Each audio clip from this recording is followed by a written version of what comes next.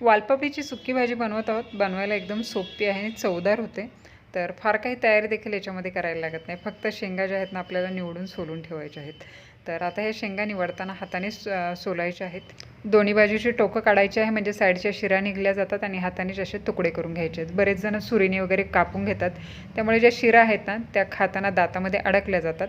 त्यामुळे हाताने शक्यतो ह्या शेंगा अशा तोडून घ्यायच्या आहेत. तर चांगल्या अशा ह्या पाण्यामध्ये धुवून घ्यायचे आहेत. त्यानंतर पाणी सगळं काढून घेतलेलं आहे आणि लगेचच आपल्याला फोडणीची तयारी करायची आहे.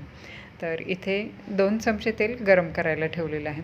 तेल गरम झालं की याच्यामध्ये सगळ्यात आधी फोडणी घालून घ्यायची. तर पाव छोटा चमचा जिरं टाकलेलं आहे आणि 1 चमचा असं ठेचून लसूण घातलेलं आहे. लसणाचा थोडासा कलर चेंज होऊ द्यायचा आहे आणि त्यानंतर मग याच्यामध्ये मीडियम साईजचा कांदा बारीक कापून टाकायचा आहे. कांदा जर आवडत नसेल तर नाही टाकला तरी चालेल. तर कांद्याचा इथं हलकासा कलर चेंज होतपर्यंत आपल्याला हा परतून घ्यायचा आहे. गॅस इथे लो फ्लेमवरच ठेवायचा आहे, म्हणजे कांदा व्यवस्थित परतला जाईल.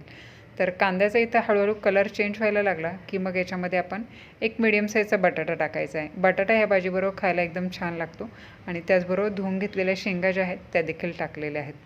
आता शेंगा बटाटा हा तेलावर इथं चांगला असं परतून घ्यायचं आहेत. कुठलेही सुके मसाले आपण याच्यामध्ये अजून टाकलेले नाहीत. साधारणतः 2 मिनिट असंच हे तेलावर चांगलं असं परतून घ्यायचं आहे. तेलावर परतून घेतलं म्हणजे शेंगांची चव एकदम मस्त अशी येते आणि बटाटा देखील शिजला जातो.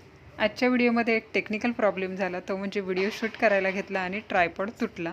त्याच्यामुळे शूट तर करायचंच होतं, त्याच्यामुळे हातात कॅमेरात घेऊनच हे शूट करावं लागलं. त्याच्यामुळे व्हिडिओ स्टेबल दिसत नाही, तर समजून घ्या.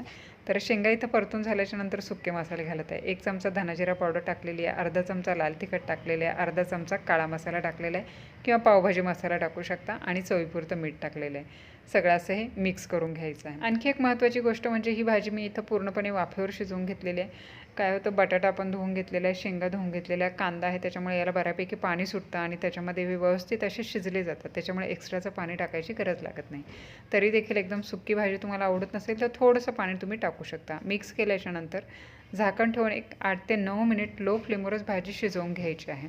आधी देखील आपण परतून घेतली होती, त्याच्यामुळे पटकन अशी भाजी शिजली जाते. इथे शिजला आहे की नाही पाण्यासाठी शेंग किंवा बटाटा असा हाताने दाबून पाहायचा आहे किंवा चमच्याने पाहू शकता.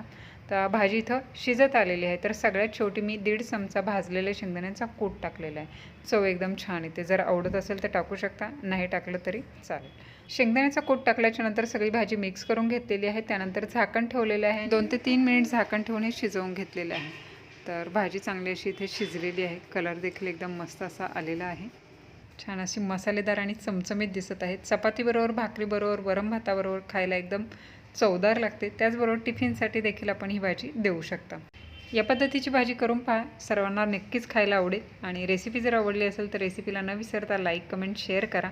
चॅनलवर नवीन असेल तर चॅनलला सबस्क्राईब करा. त्या बाजूला असलेलं बेलायकॉनचं बटन प्रेस करा, त्यामुळे येणाऱ्या सगळ्या नवीन रेसिपीचं नोटिफिकेशन सगळ्यात आधी तुम्हाला मिळेल.